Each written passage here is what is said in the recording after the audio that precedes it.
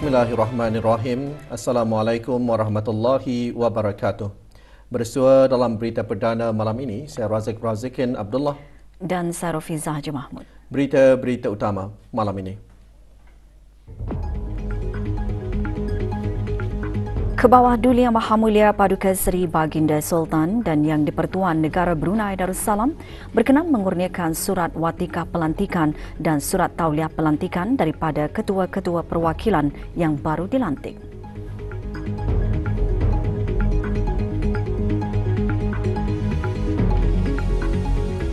Kebawah Duli Yang Maha Mulia berkenan menghantar titah-titah perutusan tahniah bersempena dengan Hari Kemerdekaan Republik Indonesia.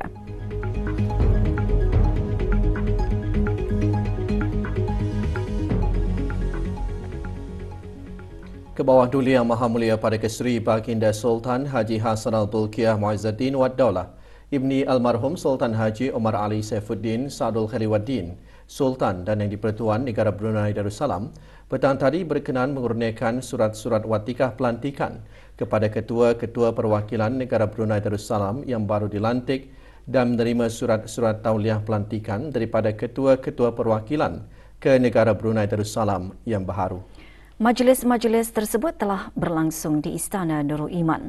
Kebawah Duli Yang Maha Mulia Paduka Seri Baginda Sultan dan Yang di-Pertuan Negara Brunei Darussalam mula-mula berkenan mengurniakan surat-surat watikah pelantikan kepada Tuan Yang Terutama Awang Haji Ahmad bin Haji Jumat, Duta Besar Istimewa dan Mutlak Negara Brunei Darussalam ke Emirat Arab Bersatu, dan Puan Yang Terutama Dayang Hajah Nur Qamar binti Haji Sulaiman, Pesuruhjaya Tinggi Negara Brunei Darussalam ke Republik Singapura.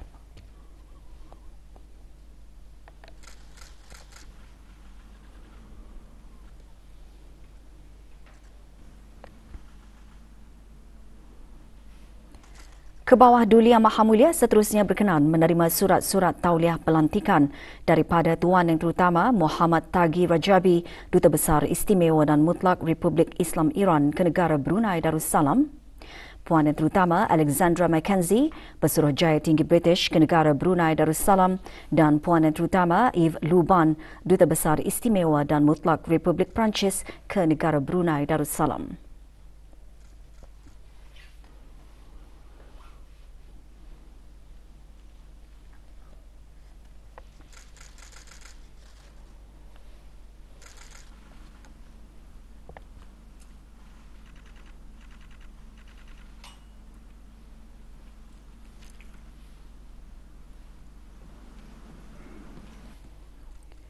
Selepas majlis mengurniakan surat-surat watikah pelantikan dan majlis menyembahkan surat-surat tauliah pelantikan, Baginda berkenan menerima menghadap ketua-ketua perwakilan Negara Brunei Darussalam yang baru dilantik.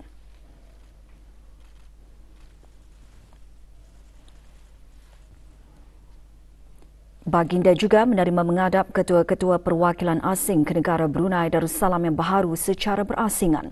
Turut hadir Yang Berhormat Datuk Seri Setia Awang Haji Irwan bin Pihin Datuk Pekermajaya Haji Muhammad Yusof, Menteri Hal Ehwal Luar Negeri kedua, dan Yang Amat Mulia Pengiran Penggawa Laila Bentara Istiadat Diraja dalam Istana, Pengiran Haji Alauddin bin Pengiran Paduka Tuan Pengiran Haji Abu Bakar Grand Chamberlain.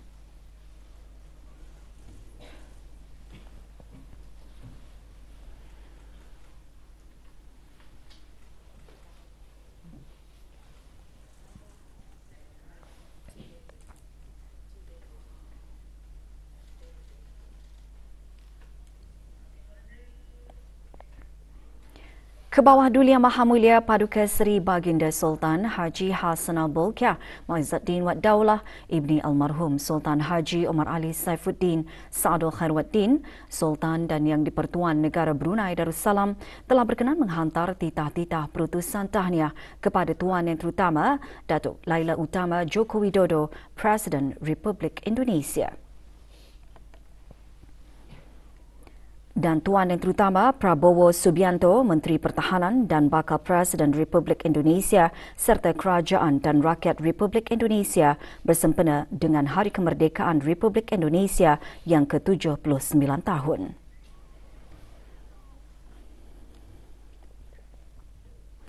Duli Yang Teramat Mulia Paduka Seri Pengiran Muda Mahkota Pengiran Muda Haji Al-Muhtadi Billah Ibni Kebawah Duli Yang Maha Mulia Paduka Seri Baginda Sultan Haji Hassanal Bolkiah Muizzaddin Wad Daulah Menteri Kanan di Jabatan Perdana Menteri dan Yang Teramat Mulia Paduka Seri Pengiran Anak Isteri Pengiran Anak Sarah binti Pengiran Haji Saleh Abrahaman pagi tadi berangkat ke Kuala Lumpur, Malaysia bagi mengadakan keberangkatan rasmi pada 17 hingga 21 Ogos 2024. Berangkat bersama Duli Yang Teramat Mulia dan Yang Teramat Mulia ialah Yang Teramat Mulia Pengiran Muda Muhammad Aiman dan Yang Teramat Mulia Pengiran Anak Fatimah Az-Zahra Raihanul Bolkiah. Sebelum berangkat, doa selamat dibacakan oleh Yang Berhormat Pihin Orang Kaya Paduka Seri Utama Datuk Paduka Seri Setia Haji Wang Salim bin Haji Besar. Berangkat di hangar penerbangan ke bawah Duli Yang Maha Mulia di Rimba bagi menyembahkan selamat berangkat ialah Duli Yang Teramat Mulia Paduka Seri Pengiran Muda Abdul Malik.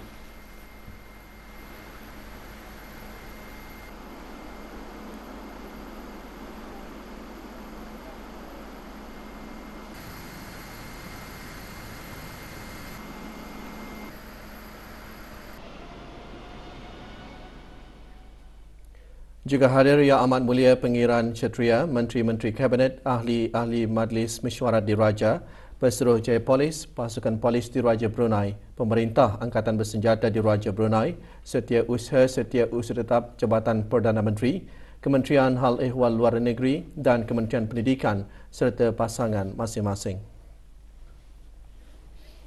Duli Yang Teramat Mulia Paduka Seri Pengiran Muda Mahkota Pengiran Muda Haji Al-Muhtadi Billah Menteri Kanan di Jabatan Perdana Menteri dan Yang Teramat Mulia Paduka Seri Pengiran Anak Isteri Pengiran Anak Sarah berangkat tiba di Kuala Lumpur, Malaysia petang tadi.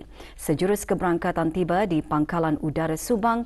Duli Yang Teramat Mulia dan Yang Teramat Mulia dijunjung oleh Yang Berhormat Datuk Seri Utama Haji Muhammad bin Haji Hassan, Menteri Luar Negeri dan Isteri, Raja Datin Sri Datuk Salbiah binti Tengku Nujumuddin. Duli Yang Teramat Mulia dan Yang Teramat Mulia kemudian melintasi barisan kawalan statik terdiri daripada anggota Regimen Ranger Diraja Tentera Darat Malaysia. Juga hadir Tuan Yang Terutama Brigadier Jeneral Bersara Datuk Paduka Awang Haji Mahmud bin Haji Saidin alias Haji Muhammad Saidin, Pesuruh Jaya Tinggi Negara Brunei Darussalam ke Malaysia. Keberangkatan rasmi tersebut adalah atas undangan Yang Amat Berhormat Datuk Seri Anwar Ibrahim, Perdana Menteri Malaysia.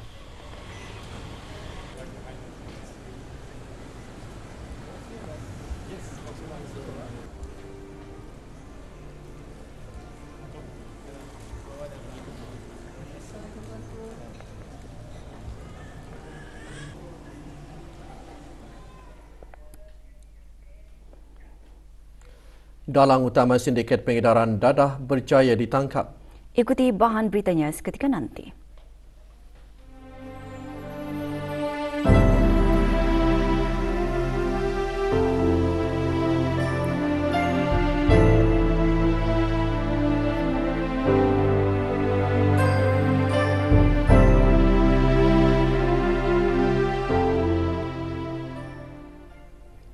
Dengan tema Empower, Include, Grow, Mesyuarat Menteri Tenaga Kerjasama Ekonomi Asia Pasifik APEC EMM ke-14 diadakan di Pusat Konvensyen Lima Peru pada 15 hingga 16 Ogos lalu. Hadir ke mesyuarat tersebut Yang Berhormat Pihin Datu Lera Raja, Major Jeneral Besara, Datuk Paduka Seri Haji Ong Halbi bin Haji Muhammad Yusof, Menteri di Jabatan Perdana Menteri dan Menteri Pertahanan kedua. Juga hadir Tuan Yang Terutama Datuk Paduka Haji Sarbini bin Haji Ali, Duta Besar Istimewa dan Mutlak Negara Brunei Darussalam ke Amerika Syarikat. APEC EMM tahun ini memberi keutamaan pertumbuhan mampan bagi pembangunan berdaya tahan dengan APEC berhasrat untuk terus membuat kemajuan dalam peralihan tenaga dan ke arah aktiviti ekonomi yang lebih nyah karbon di rantau Asia Pasifik. Mesyuarat dipengerusikan oleh Yang Berhormat Romulo Mucho Momani, Menteri Tenaga dan Perlumbungan Peru. Topik-topik utama dalam perbincangan termasuk memajukan peralihan tenaga di seluruh rantau APEC, kepentingan akses tenaga dalam mempromosikan pertumbuhan mampan serta perbincangan dasar dan tindakan bagi pembangunan hidrogen untuk menggalakkan pertumbuhan yang berterusan di negara-negara APEC. Menteri di Jabatan Perdana Menteri dan Menteri Pertahanan kedua juga mempunyai peluang untuk menyumbang kepada perbincangan menteri bertajuk menggalakkan peralihan tenaga di seluruh kawasan APEC dan dasar dan tindakan untuk pembangunan hidrogen untuk mempromosikan pertumbuhan yang mampan di negara-negara APEC. Semasa perbincangan itu, negara berkongsi usaha dalam memajukan agenda peralihan tenaga dan juga mengesahkan sokongannya dalam kerjasama berterusan dan mengalu-alukan kemajuan dalam industri hidrogen global. Selain itu, perubahan iklim serta mengenal pasti peluang dalam mencapai komitmen net zero negara pagi tahun 2050 turut dibangkitkan. Menteri di Jabatan Perdana Menteri dan Menteri Pertahanan kedua juga berkesempatan mengadakan sesi rangkaian dengan ketua perwakilan lain dari ekonomi APEC, termasuk yang amat berbahagia Datuk Seri Haji Fadilah Yusof, Timbalan Perdana Menteri yang juga merupakan Menteri Peralihan Tenaga dan Transformasi Air Malaysia, dan Yang Berhormat Romulo Mucho Momani, Menteri Tenaga dan Perlumbungan Peru. Mesyuarat juga mempersetujui dua dokumen penting iaitu Pernyataan 5 dan Panduan Dasar APEC untuk membangunkan dan melaksanakan rangka kerja dasar hidrogen rendah karbon di Asia Pasifik. Kenyataan 5 mengesahkan komitmen ekonomi APEC untuk meningkatkan kerjasama dalam menyokong ekonomi rendah karbon dan peralihan tenaga. Objektif keseluruhan Panduan Dasar adalah untuk menyokong komitmen untuk mengamalkan tenaga yang boleh diperbaharui dan teknologi lain terhadap alam sekitar sebagai sebahagian daripada peralihan tenaga yang berkelanjutan.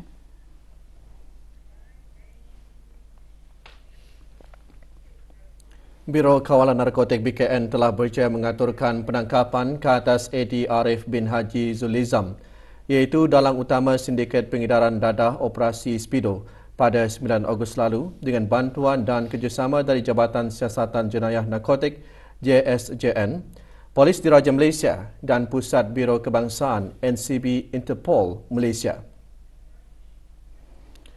Eddie Arif telah ditahan di lapangan terbang antarabangsa Kuala Lumpur, Malaysia sebaik sahaja ketibaan beliau dari Bangkok, Thailand. Atas bantuan dan kerjasama dari agensi-agensi rakan sejawat BKN di rantau ini, beliau yang selama ini telah melarikan diri ke luar negara telah dikesan keberadaannya dan akhirnya dibawa pulang ke negara ini pada 13 Ogos 2024 bagi menjawab tuduhan di bawah Akta Penyalahgunaan Dadah Penggal 27 di mahkamah di negara ini. Eddie Arif adalah individu yang dikehendaki bagi siasatan satu kes pengedaran dadah yang melibatkan kesalahan di bawah Seksyen 5 Akta Penyalahgunaan Dadah Penggal 27. Iaitu membawa masuk dadah terkawal ke negara Brunei Darussalam pada bulan November 2023. Kes melibatkan rampasan dadah sebanyak 3,071.20 gram ganja dan 2,038.59 gram syabu. Jika sabit kesalahan dengan jumlah dadah yang dirampas, boleh membawa hukuman gantung sampai mati. Siasatan susulan berkaitan kes ini melibatkan 9 orang tangkapan dengan nilai jumlah rampasan dadah keseluruhan mencecah RM336,592.70.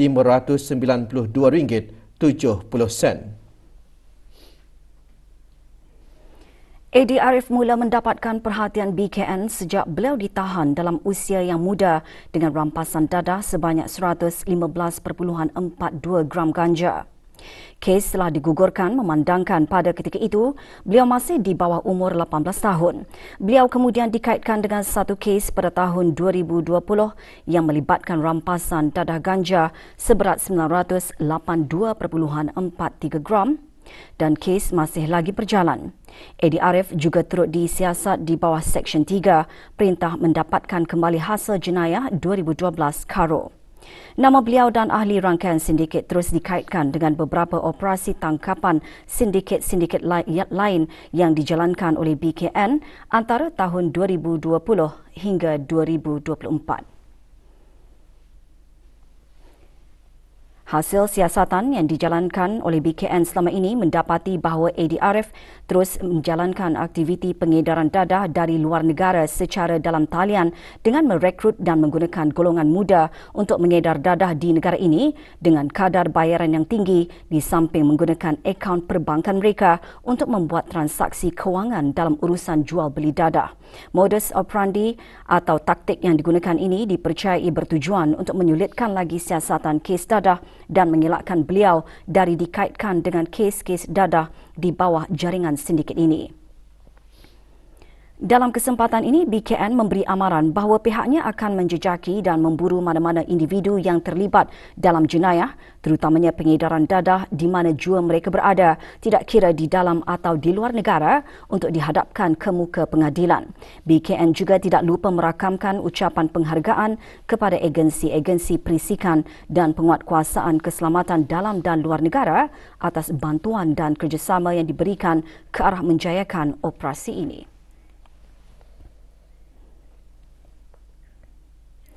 Yayasan Sultan Haji Hassanal Bolkiah mengendalikan program perkembangan Sultan Scholars bagi melengkapkan para graduan Sultan Scholar dengan pengetahuan dan pengalaman untuk bersiap siaga memikul tanggungjawab serta menempuhi cabaran negara dan global. Pagi tadi diadakan majlis penutupan program berkenaan di salah sebuah hotel di Bandar Seri Begawan. Penyampaian sijil disempurnakan oleh Yang Berhormat Datin Seri Paduka Dayang Hajah Nur Hashimah binti Haji Muhammad Taib, Peguam Negara selaku Ahli Lembaga Pengarah Yayasan dan Ahli Jawatan Kuasa Pandu Skim Beasiswa Sultan Scholar Yayasan. Tahun ini program mengandungi fasa Negara Brunei Darussalam dan fasa Republik Singapura yang disertai 12 orang, terdiri daripada 7 penuntut dan 5 alumni yang berkhidmat di sektor kerajaan dan swasta.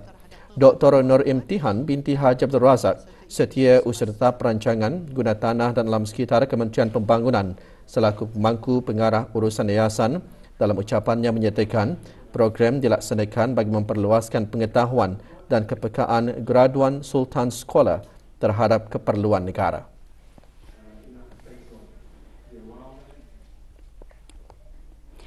Sejarah seni dan budaya Turki diketengahkan semasa Hari Promosi Turki yang diadakan di Universiti Teknologi Brunei UTB. Dalam ucapan alu-aluannya, Tuan Yang Terutama Profesor Dr. Hamid Ersoy, Duta Besar Istimewa dan Mutlak Republik Turki ke negara Brunei Darussalam menyatakan budaya Turki kini semakin mendapat perhatian di seluruh dunia, tidak ketinggalan di negara ini. Dianjurkan oleh UTB, acara bertujuan meningkatkan kesedaran dan berkongsi maklumat dalam kalangan kaki tangan dan pelajar universiti berkenaan mengenai kursus bahasa Turki yang ditawarkan. The Embassy of Turkey is organizing a series of Turkey Promotion Day to disseminate information about the higher education institutions in Turkey and the quality and the extent of the internationalization of Turkey universities.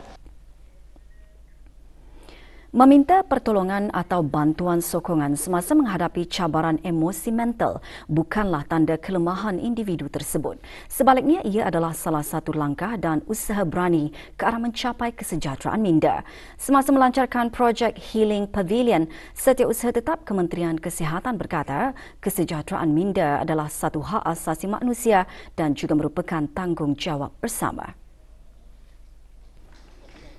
Jelas Awang Haji Maswadi bin Haji Mohsin sebagai ahli masyarakat masing-masing mempunyai peranan untuk meningkatkan usaha ke arah menegakkan hak setiap manusia untuk mencapai kesejahteraan minda yang optima. Beberapa pameran daripada agensi kerajaan dan bukan kerajaan menyertai projek tersebut. Acara yang dianjurkan oleh East Mind Group diadakan di Pusat Membeli Belah One City dari pukul 10 pagi hingga 8 malam.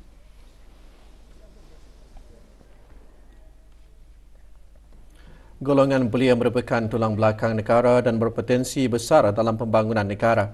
Pemangku setia Usaha Tetap Pengajian Tinggi Kementerian Pendidikan menyatakan perkara tersebut semasa berucap pada majlis pembukaan program Jati Diri pagi tadi. Majlis berlangsung di kem latihan program Hikmat Bakti Negara di daerah Temburong. Menurut Dr. Chen Wei Kee, institusi pendidikan memainkan peranan penting untuk memperkasakan golongan belia dengan ilmu pengetahuan, kemahiran dan nilai-nilai murni serta sikap yang positif. 50 pelatih yang terdiri daripada pelajar iSkill kohort ke-7 di bawah Institut Pendidikan Teknikal Brunei IBTE menyertai program. Program merupakan usaha kolaborasi antara Pejabat Perancangan Tenaga Manusia IBTE dan bahagian Hikmat Bakti Negara.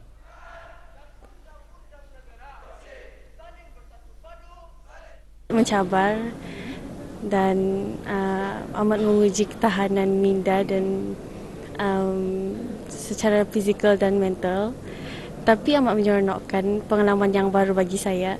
Dapat menyorong membina kami punya keyakinan diri, menyorong macam self independence. So macam berharap dapat berubah menjadi lebih baik untuk diri saya. Menguji ke daya tahan fizikal dan meningkatkan disiplin, ketahanan mental dan melatih kami kerjasama satu kumpulan.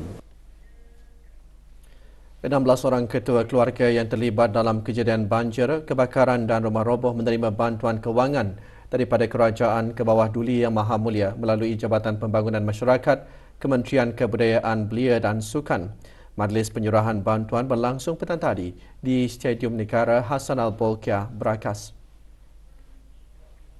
Penyerahan bantuan disempurnakan oleh Dr. Siti Nur Kalbi binti Haji Wasalfelah, Timbalan Setia Usaha Tetap Kebudayaan selaku pemangku Setia Usaha Tetap Kemasyarakatan Kementerian Kebudayaan Belia dan Sukan. Daripada 16 ketua keluarga yang menerima bantuan, 10 penerimanya adalah mangsa yang terlibat dalam kebakaran, 3 ketua keluarga dalam kejadian rumah roboh dan 3 ketua keluarga dalam kejadian banjir. 8 orang terdiri daripada atlet dan jurulatih sukan lawan pedang bertolak ke Miri Sarawak bagi menyertai kejohanan sukan Malaysia Sukma ke-21. Hadir di Stadium Negara Hassanal Bolkiah Berakas Dayang Zainab binti Haji Mursyidi, Pengarah Pembangunan Belia dan Sukan. Pertandingan sukan lawan pedang akan bermula Isnin ini, 19 Ogos di Eastwood Valley Golf and Country Club, Miri Sarawak. Rombongan terakhir akan bertolak esok.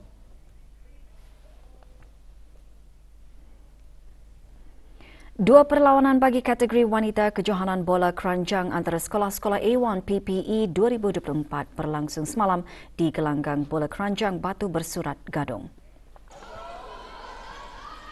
Perlawanan pertama menyaksikan pasukan Sekolah Menengah Chung Hua Kuala Blight tewas 25-53 kepada Sekolah St. Andrews.